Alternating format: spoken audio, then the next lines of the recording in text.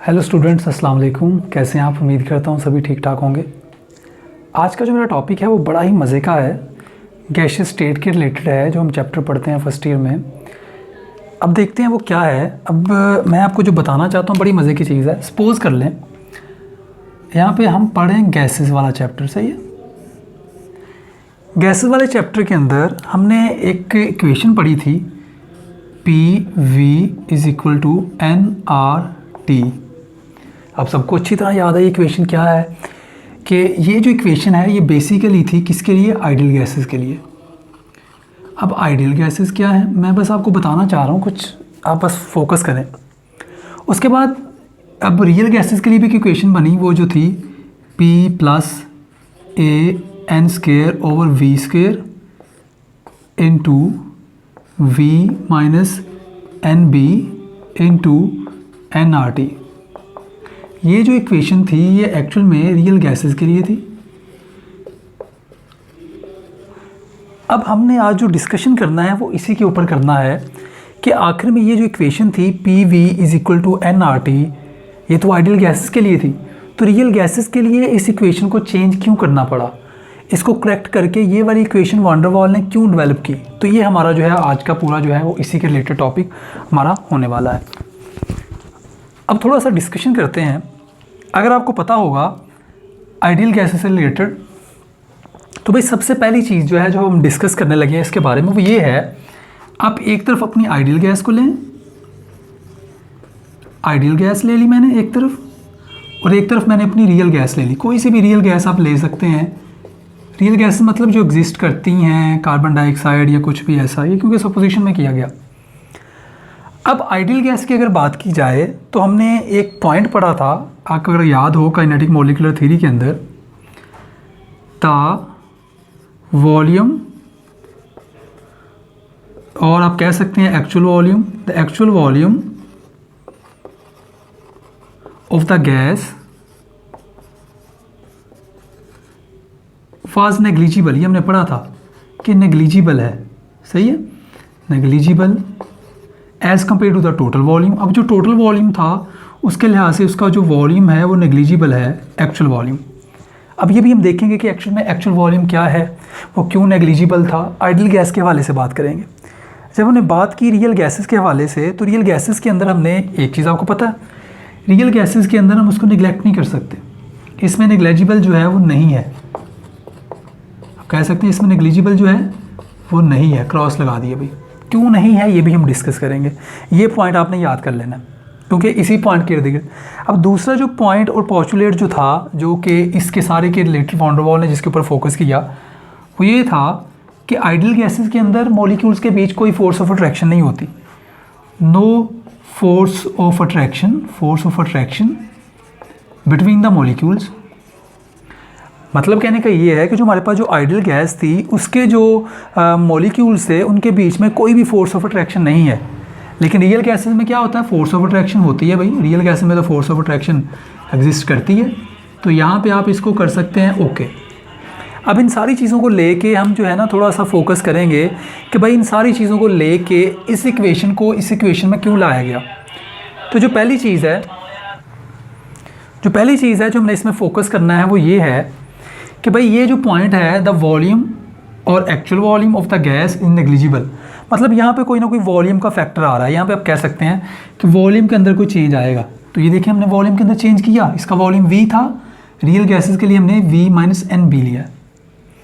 दूसरे नंबर पे जो दूसरा पॉइंट है, जब फोर्स ऑफ अट्रैक्शन होती है मॉलिक्यूल्स के बीच में, कोई भी आप गैस ले लें, जब उनके बीच में फोर्स ऑफ अट्रैक्शन है मॉलिक्यूल्स के बीच में, तो वो लाजमी उनके प्रेशर में कमी आएगी।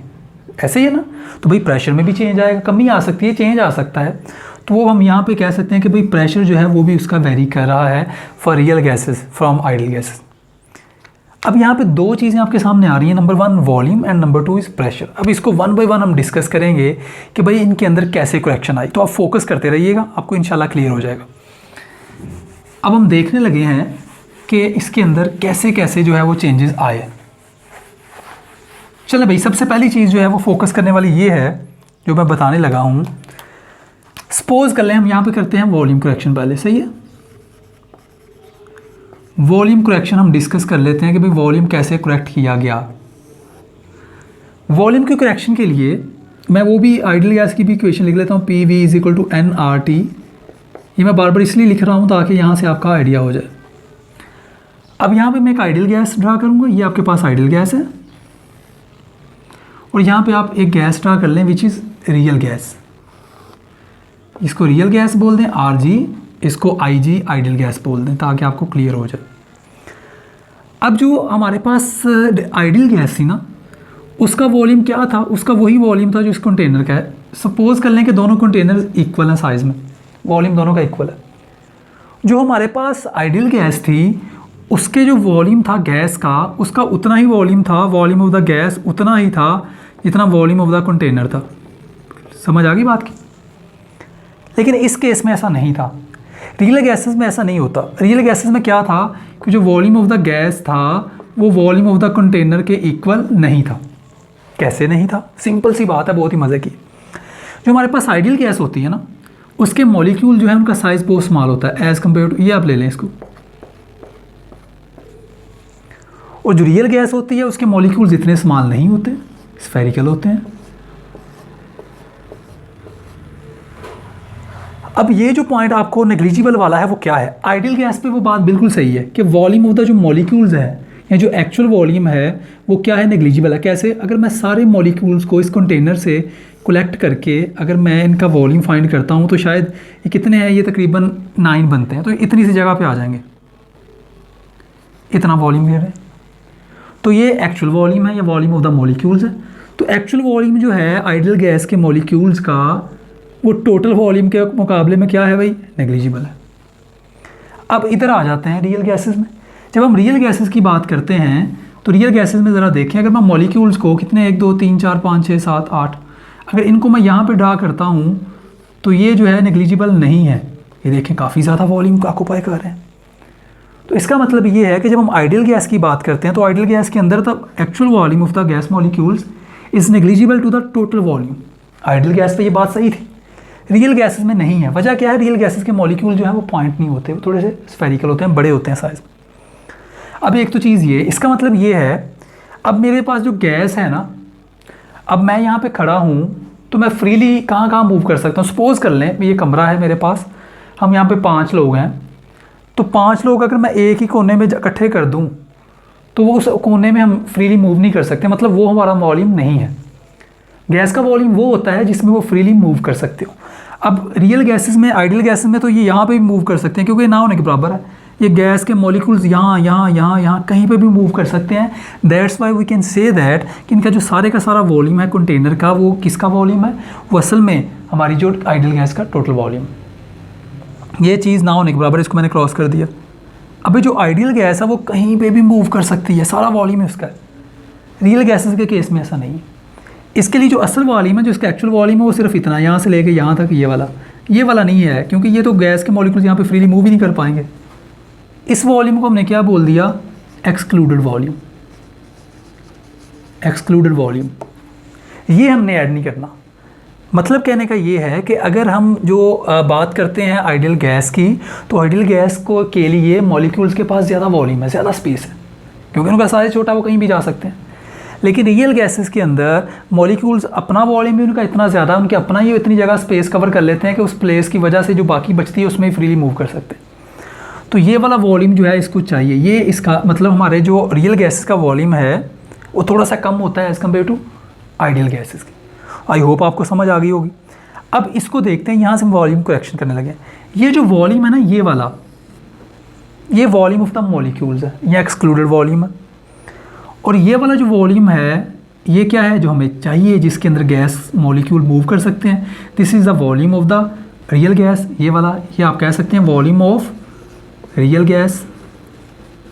वॉल्यूम गैस का वो होता है जिसमें उसके मॉलिक्यूल्स फ्रीली मूव कर सकते हो। मैं बार बार बता रहा हूँ, यहाँ पे फ्रीली मूव नहीं कर सकते, इसलिए ये वॉल्यूम नहीं है, ये हमने माइनस करना है। तो हम क्या करेंगे कि हमारे पास जो टोटल वॉल्यूम है, आप कह सकते हैं जो टोटल वॉल्यूम है आपका, total volume of the real gas is equal to, आप कह सकते हैं या टोटल वॉल्यूम, सॉरी कह रहा हूँ यहाँ पे, हाँ ऐसे भी लिख सकते हैं। टोटल वॉल्यूम जो है वो क्या है, वो इसका और इसका सम है। Volume of the gas plus इसको जो एक्चुअल वॉल्यूम है, एक्सक्लूडेड वॉल्यूम है, इसको बी के साथ रिप्रेजेंट करते हैं, इसको बी कहते हैं। तो ये है, हमें तो गैस का मॉलिक्यूल चाहिए, हमें टोटल वॉल्यूम नहीं चाहिए, क्योंकि रियल गैसेस में टोटल वॉल्यूम नहीं होता, गैस के वॉल्यूम की बात करें तो हमारा जो रियल गैसेस के लिए गैस का वॉल्यूम आएगा वो हमारे पास आएगा यहाँ पे टोटल वॉल्यूम या volume of the vessel minus B, क्योंकि हमने अवेलेबल वॉल्यूम की बात करनी है। We are dealing with that volume which is available for the motion of the molecules of the gas. तो ये वाला वो वॉल्यूम है, ये तो जगह उसको नहीं मिलेगी क्योंकि मॉलिक्यूल्स वहाँ पे ऑक्युपाइड है। तो ये आइडियल गैसेस में ऐसा नहीं था। आई होप आपको यहाँ तक समझ आ गई होगी। तो ये हमारे पास ये जो है ना करेक्शन हो गई, वॉन डेर वाल ने ये करेक्शन कर दी। जो हमारे पास रियल गैसेस का जो वॉल्यूम है वो असल में क्या है, टोटल वॉल्यूम जो है उसका, उसमें से एक्सक्लूडेड वॉल्यूम माइनस कर दें। ये only 1 mole of the gas के लिए। अगर आपके पास एक से ज़्यादा मोल्स ऑफ गैस हैं तो आप यहाँ पे n मल्टीप्लाई कर सकते हैं। तो हमारे पास ये वाली करेक्शन आ जाएगी, total minus N B. This is the volume correction for van der Waals. तो आई होप आपको समझ आ गई होगी। अगर नहीं क्लियर हुआ तो एक बार दोबारा रिपीट करके ये पोर्शन सुन सकते हैं। अब थोड़ा सा आगे चलते हैं, हम इसको ज़रा देख लें, नोट करना कर लें। थोड़ा सा आगे चलते हैं। अब हमने ये नोटिस करना है, क्योंकि और भी चीज़ें इसमें आती हैं, कि भाई ये बी क्या है, इसको ज़रा क्लियर कर दें बिल्कुल। ओके, बी भी पता चलना चाहिए कि बी ये चीज़ है। हमारे पास जो बी है ना, ये मैंने आपको पहले बताया, ये एक्सक्लूडेड वॉल्यूम है। मतलब ये वो वॉल्यूम है, एक्सक्लूडेड वॉल्यूम, जो हमने निकालना है आइडियल गैस के अंदर से, क्योंकि ये उसका पार्ट नहीं है रियल गैस का। सही है, ये वॉल्यूम ऑफ द मॉलिक्यूल्स है। अब ये जो बी है ना, इसकी वैल्यू वेरी करती है गैस टू गैस, क्योंकि हम रियल गैसेस की बात कर रहे हैं। मैंने यहाँ पे कोई 2 गैसेस ले ली। मेरे पास एक गैस है गैस CH4 और एक मेरे पास है गैस कोई भी हाइड्रोजन। कौन सी गैस का साइज़ ज़्यादा है? डेफिनेटली इस गैस का साइज़ ज़्यादा है। तो जितना गैस का साइज़ ज़्यादा होगा वो उसका एक्सक्लूडेड वॉल्यूम उतना ही ज़्यादा होगा। इसका साइज़ छोटा है तो ये कम जगह जो है वो ऑक्यूपाई करेगी स्पेस। ये देख लें यहाँ पे, इसमें ये देखें 2 मॉलिक्यूल इतनी जगह, इसमें जो 2 मॉलिक्यूल्स हैं वो उससे कम जगह। ये देखें। तो आई होप आपको क्लियर हो गया होगा कि बी क्या है। B is actually the excluded volume that we have to exclude from the total volume of the container. क्योंकि रियल गैसेस के अंदर क्या होता है कि हमारे पास जो वॉल्यूम है वो हम कंटेनर का वॉल्यूम नहीं लेते, हम वो वॉल्यूम लेते हैं जो रियल गैस को मूव करने के लिए चाहिए। क्योंकि जहाँ पे वो खुद मॉलिक्यूल्स हैं वहाँ पे तो वो मूव नहीं कर सकते, वो उनका अपना वॉल्यूम है। रियल गैसेस का साइज़ ज़्यादा होता है, दैट्स वाई हमें वो वॉल्यूम चाहिए जिसमें वो फ्रीली मूव कर सकते हैं। तो यही होगा फ्री वॉल्यूम, हमने पीछे डिस्कस कर लिया है। अब ये भी क्वेश्चन आ जाता है कि व्हाट इज़ बी, इसके यूनिट्स क्या हैं, इसकी सिग्निफिकेंस क्या है। सिग्निफिकेंस ये है कि बी ज़्यादा कब होता है, जब हमारे पास बड़ी गैस हो, मॉलिक्यूलर वेट ज़्यादा हो, साइज़ ऑफ द मॉलिक्यूल ज़्यादा हो। अब हम बी की यूनिट्स की बात कर लेते हैं कि भाई बी के जो है वो यूनिट्स क्या है। अगर हम बी के यूनिट्स की बात करें तो बी क्योंकि वॉल्यूम है, एक्सक्लूडेड वॉल्यूम मेंशन्ड है, तो आप इसको वॉल्यूम पे इक्वल कर लेंगे। बी जो है, क्योंकि एन नंबर ऑफ मोल्स की बात कर रहा हूँ, तो ये वॉल्यूम के इक्वल है। बी हमारे पास इक्वल हो जाएगा volume over number of moles.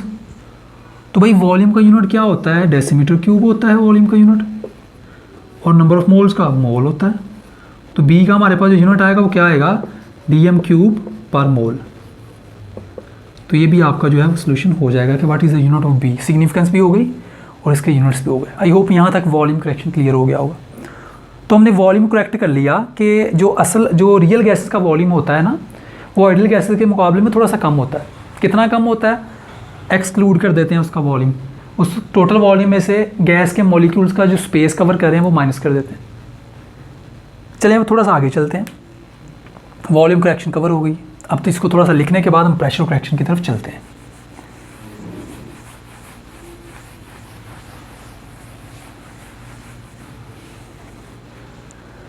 अब सपोज कर लें, मैं वो अभी वॉल्यूम की थोड़ी सी बात कर लूँ पहले। ये मैं ऊपर ये इक्वेशन लिख दूँ बार बार ताकि क्लियर हो जाए। Plus A N square over V square into V minus N B is equal to N R T. अब हमने वॉल्यूम तो करेक्ट कर लिया है कि वॉल्यूम के अंदर थोड़ा सा चेंज आता है, प्रेशर के अंदर भी चेंज आता है। आपको नज़र आ रहा है ये चेंज, कंसंट्रेशन का चेंज आ रहा है प्रेशर के अंदर। कैसे आता है। अगर देखने की बात की जाए ना, मैं यहाँ पे प्रेशर करेक्शन पहले हाईलाइट कर दूँ, फिर हम उसको देखते हैं कैसे है प्रेशर करेक्शन। फिर वही ड्रा कर लेते हैं, एक तरफ आइडियल गैस और एक तरफ रियल गैस, ताकि कंपैरेटिवली जब हम पढ़ेंगे स्टडी करेंगे कंपैरेटिवली करने से ज़्यादा इजी हो जाता है। देखते हैं कैसे। अब ये मेरे पास आइडियल गैस है इस साइड पे, और यहाँ पे मैं ले लेता हूँ रियल गैस और नॉन आइडियल गैस। ये आपके पास वॉल ऑफ द कंटेनर है, इसके अंदर भी वॉल ऑफ द कंटेनर ये है। आपने कंटेनर पे दोनों गैसेस को डाल लिया। जो आइडियल गैस है ना, उसके मॉलिक्यूल्स में यहाँ पे पॉइंटेड ही बनाता हूँ क्योंकि साइज़ बहुत स्मॉल होता है। अब जानते हैं कि there is no force of attraction between the molecules of the ideal gas. कोई फोर्स ही नहीं है, ये इसको नहीं खींच रहा, ये इसको पुल नहीं कर रहा, ये इसको अपनी तरफ पुल नहीं कर रहा, कोई फोर्स ऑफ अट्रैक्शन नहीं है। अगर ये मॉलिक्यूल इस वॉल को हिट करना चाहता है तो अपनी फुल फोर्स के साथ हिट करेगा। ये मॉलिक्यूल इस वॉल को हिट करना चाहता है तो फुल फोर्स के साथ। प्रेशर बहुत हाई है, इसका प्रेशर बहुत हाई होता है। लगने में तो ये नज़र आ रहा है कि उसका प्रेशर कम होगा। अब देखते हैं इसकी तरफ। अब मैं आइडियल गैस रियल गैस को ड्रा कर लेता हूँ। एक मॉलिक्यूल ये ड्रा कर लिया, एक यहाँ पे ये ड्रा कर लिया, एक यहाँ पे ये और एक यहाँ पे ये, 4 मॉलिक्यूल जैसे उसके ड्रा किए। अब इस मॉलिक्यूल को मैं नाम दे देता हूँ ए का। आप कोई भी नाम दे सकते हैं, एक्स दे सकते हैं, और इन बाकी तीनों को आप बी कह सकते हैं, वाई कह सकते हैं, आपकी मर्ज़ी है। मैंने 2 कैटेगरीज़ के मॉलिक्यूल्स ले लिए। अब इन दोनों कैटेगरीज़ को जब देखा जाए, फोकस किया जाए, अब ये वाला मॉलिक्यूल जो है ये इस वॉल को हिट करना चाहता है फोर्स के साथ, लेकिन there is force of attraction between the molecules of the real gas. होती है, आइडियल में नहीं होती। अब ये जब इसकी तरफ हिट करने आएगा तो ये उसको पीछे से अपनी तरफ अट्रैक्ट करेगा, ये इसको अपनी तरफ पीछे से अट्रैक्ट करेगा, और ये भी इसको अट्रैक्ट करेगा, जिसकी वजह से इसका जो इम्पैक्ट है on the wall of the container इतना ज़्यादा नहीं होगा जितना इसका था। तो देखने में इसका जो एक्सटर्नल प्रेशर है उसमें क्या आएगी, कमी आएगी। हम एक्सटर्नल प्रेशर की बात कर रहे हैं, लेकिन यहाँ पे तो वो सम हुआ है, यहाँ पे तो इंक्रीज़ हुआ प्रेशर। उस फैक्टर को आप समझते हैं, क्योंकि यहाँ पे बहुत कन्फ्यूजन आती है। अब ज़रा थोड़ा सा फोकस कीजिएगा कि ये जो है मेरे पास, इसके अंदर क्या है, प्रेशर इंक्रीज़ हो रहा है। रीज़न आपको पता है क्यों? There is no force of attraction between the molecules, so that one molecule can attack the wall with very great force. But in case of real gases there are very small और heavy और high intermolecular forces और force of attraction. वो forces of attraction क्या करेंगी कि वो molecules को wall के साथ स्ट्राइक करने से, टकराने से थोड़ा सा अवॉइड करवा रही है, जिसकी वजह से प्रेशर कम हो जाएगा। अब हमारे पास होता कुछ यूँ है कि हम कह सकते हैं कि जो आइडियल गैस है, pressure of ideal gas is greater than pressure of real gas. Clear है, बहुत क्लियर नज़र आ रहा है। क्यों? There is force of attraction. लेकिन भाईजान यहाँ पे इक्वेशन में तो वो सम हुआ है, मतलब प्रेशर में इंक्रीज़ हुआ। वो कैसे है, मैं बताता हूँ कैसे। एक्चुअली आपने ये वाला फैक्टर नोटिस नहीं करना कि प्रेशर ज़्यादा हो रहा है, कम हो रहा है, कम ही हो रहा है।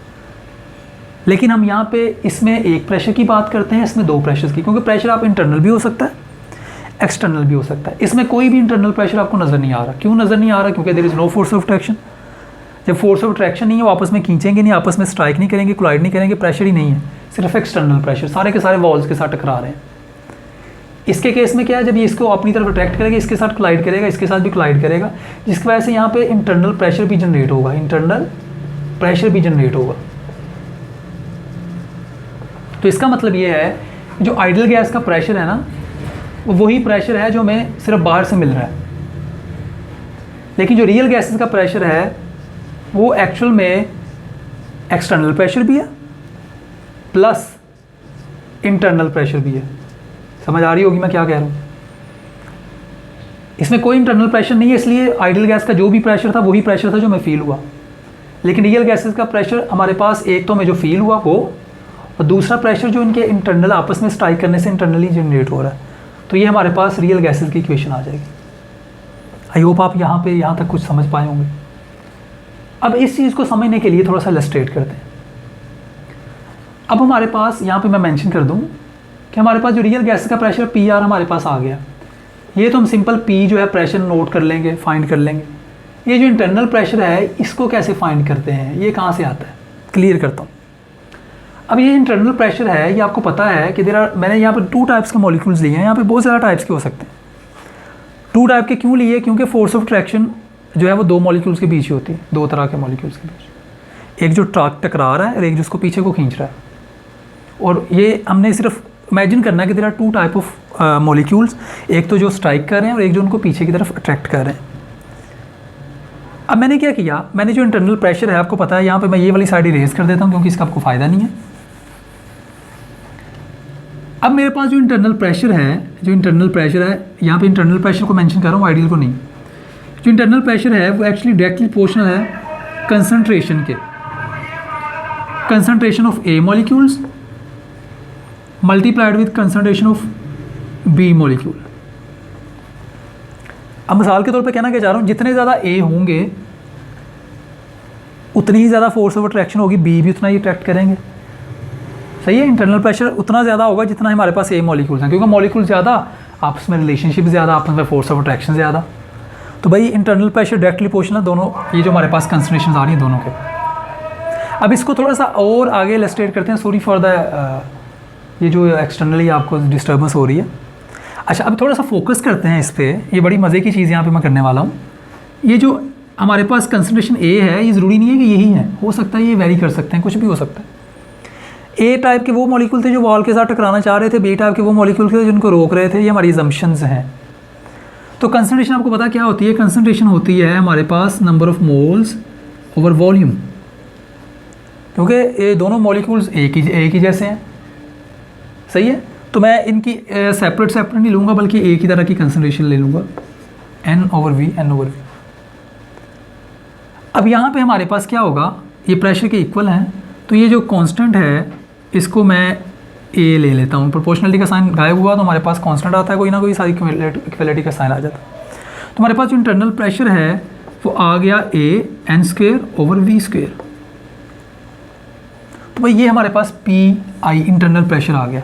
तो हमारे पास प्रेशर करेक्शन क्या हो जाएगी, P for real gases equal to P जो है उसने एक्सटर्नली लगाया प्लस इंटरनल प्रेशर जो कि इसके इक्वल है A n² ओवर v²। अब ये हम वैल्यू पुट कर देंगे अपने प्रेशर वाली जगह पे। ये देखें यही है, एग्जैक्टली यही है। अब इसको थोड़ा सा एक्सप्लेन करते हैं। आई होप आपको यहाँ तक करेक्शन तो क्लियर हो गया होगा। अभी थोड़े से फैक्टर्स हैं जो हमने आगे मज़ीद डिस्कस करने हैं, यहाँ तक नोट कर लें, समझ लें इसको, फिर आगे चलते हैं। चलें भाई, इसको मैं रेज़ करने लगा हूँ दोबारा से।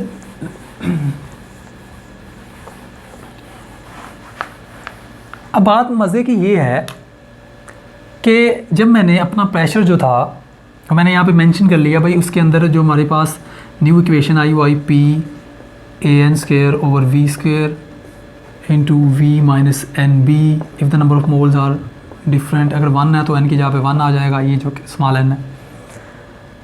अब यहाँ पे जो b तो हमने क्लियर कर लिया, एक्सक्लूडेड वॉल्यूम था। a क्या है, a जो है ये एक्चुअली अट्रैक्शन का कांस्टेंट है, कांस्टेंट ऑफ अट्रैक्शन।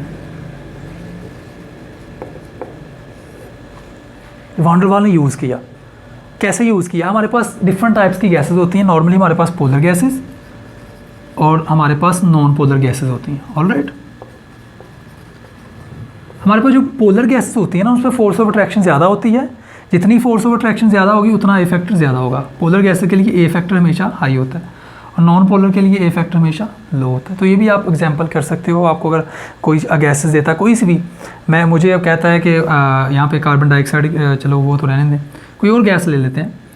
यहाँ पे हम ले लेते हैं H2O गैस ले लेते हैं, पोलर है। यहाँ पे हम ले लेते हैं कोई भी ऐसी गैस, मीथेन ले लेते हैं विच इज़ नॉन पोलर। तो इनके बीच में फोर्स ऑफ अट्रैक्शन ज़्यादा होगी, इनका ए फैक्टर ज़्यादा आएगा। इसके केस में फोर्स ऑफ अट्रैक्शन कम होगी, ए फैक्टर कम आएगा। अब ये इसकी सिग्निफिकेंस है जनरल सी। अब इसका यूनिट भी फाइंड कर लेते हैं, यूनिट भी बड़ा ईजी है। अगर हम यूनिट की बात करते हैं for a, unit of A attraction constant, तो भाई इसका यूनिट कैसे निकलेगा, क्योंकि ये आपके सामने है, ये प्रेशर के इक्वल था, हमने पढ़ा है इंटरनल प्रेशर के इक्वल था, तो इसको इसके इक्वल रख लेते हैं an² ओवर v²। अभी भी हमने किया। प्रेशर का यूनिट क्या होता है भाई, ATM। ए का यूनिट फाइंड करना है, n क्या है, नंबर ऑफ मोल्स, उसका स्क्वायर ले लें। वॉल्यूम का यूनिट क्या है, डेसीमीटर क्यूब, स्क्वायर ले लें। तो हमारे पास ए का यूनिट क्या आता है, ए का यूनिट आता है ATM। ATM आप कह सकते हैं DM6 और उसके बाद आप कह सकते हैं मल्टीप्लिकेशन विद पर मोल स्क्वायर, क्योंकि ये नीचे जाकर डिवाइड हो जाएगा तो ए का यूनिट भी हमारे पास आ गया। तो भाई ये हमारे पास जो है वो जनरल सी आप कह सकते हैं करेक्शन है जो कि हमने की किसके अंदर, अपनी आइडियल गैसेस को रियल गैसेस में शिफ्ट किया। तो P V equal to N R T इस इक्वेशन में वान डेर वाल ने शिफ्ट की। आई होप आपको ये जो लेक्चर है वो क्लियर हो गया होगा कि कैसे करेक्शन की, कॉन्सेप्ट्स क्लियर हो गए होंगे क्योंकि कंसेप्चुअल था ये थोड़ा सा टॉपिक। इंशाल्लाह मिलते हैं अगले लेक्चर में, तब तक के लिए अल्लाह हाफिज़।